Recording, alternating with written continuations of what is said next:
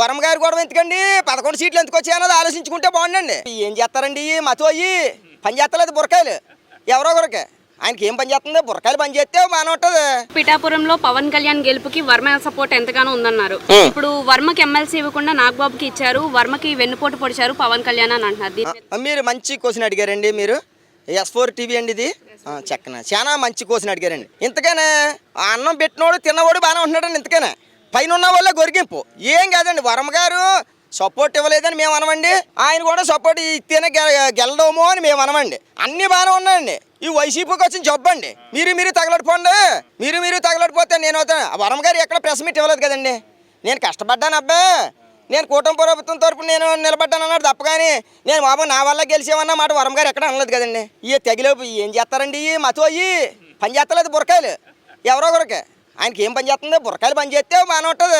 వరం గారు కూడా ఎందుకండి 11 సీట్లు ఎందుకు వచ్చాయన్నది ఆలోచించుకుంటే బాగుండండి. మనం ఏ తప్పు చేసాం, మొత్తం ఏ ఊరికి ఆ ఊరు, ఏ గ్రామాల్లో ఆ గ్రామాలు, ఏ పట్టణాల్లో అన్ని నిండిపోయండి. పోలీస్ స్టేషన్లు అంట ఏం కేసులు అంటే మామూలుగా ఈ డబ్బా పలానా అప్పుడు తిరిగాడబ్బా ఆడు మనవాడు కదంటే దోసాడు అండి తీసుకెళ్ళి. మొన్న లోక దళితులో మొన్న పిఠాపురం కోర్టులో 188 కేసులు కొట్టారండి. ఎందుకంటే అది రుజువు లేదండి వాళ్ళకి. 5 సంవత్సరాల బట్టి నుంచి పెట్టింది అంతా రుజువు లేదండి. కొట్టకపోతే ఏం చేస్తున్నాయి మరి. నాది కూడా ఉందండి.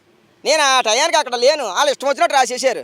అది నేను ఈ S4 టీవీ ద్వారా కూడా పవన్ కళ్యాణ్కి ఒక విన్నపం చేస్తున్నామండి. మా మీద కేసులు పెట్టారండి, మేము ఇంకా కోర్టు వాయిదాలు తిరుగుతున్నాం. మాది కూడా మాకు కొంత ఇది సహకారం చేయమని పవన్ కళ్యాణ్ గారిని కోరుకుంటున్నామండి.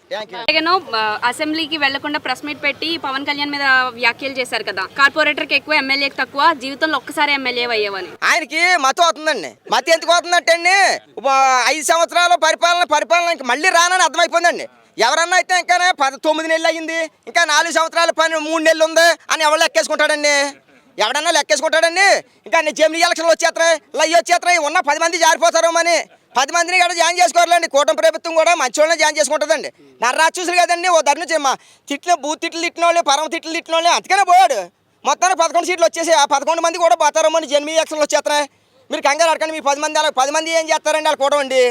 ఇప్పటికే మొత్తం ఒక ఏకపక్షం అయిపోయిందండి ఇది. అంటే ఆయన ప్రభుత్వంలో ఉన్నప్పుడు మేము పథకాలు ఇచ్చాం, ఇప్పుడు సూపర్ 6 పథకాలు అని చెప్పేసి పెట్టారు, కానీ అవి ఇంకా అమలు కాలేదు. ఫ్రీ బస్ అన్నారు, ఫ్రీ బస్ కూడా ఇప్పటికి ఇంకా అమలు కాలేదు అని అంటున్నారు. ప్రతిపక్షం అన్న తర్వాత ఏదో అంటారండి, అన్నపోతే ఎలాగండి. అందుకని 150 ఓట్లోంచి 11 బాగా వచ్చేసాయి వాళ్ళకి.